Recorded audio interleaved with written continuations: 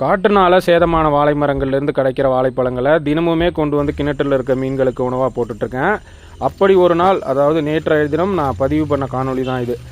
முக்கியமாக இது கதலி வாழைப்பழம் உடைந்து விழுந்து கிட்டத்தட்ட 1 மாதத்துக்கு மேலே ஆச்சு.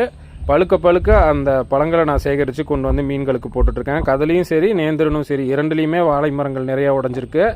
அதில் நம்ம வியாபாரிகள் எடுத்தது போக மீதமுள்ள காய்கள் அப்படியே கிடக்குது. அதில் ஒரு நாளும் கனிஞ்சு வர பழங்களை கொண்டு வந்து மீன்களுக்கு கொடுத்துட்ருக்கேன். அதில் நடந்த ஒரே நல்ல விஷயம்னா இந்த மீன்களுக்கு கிடைக்கிற உணவு தான். கண்டிப்பாக இதை பயன்படுத்தி மீன்கள் ஓரளவுக்கு நல்லா வளரும் அப்படிங்கிறதுனால தான் கொண்டு வந்து போட்டுட்ருக்கேன்.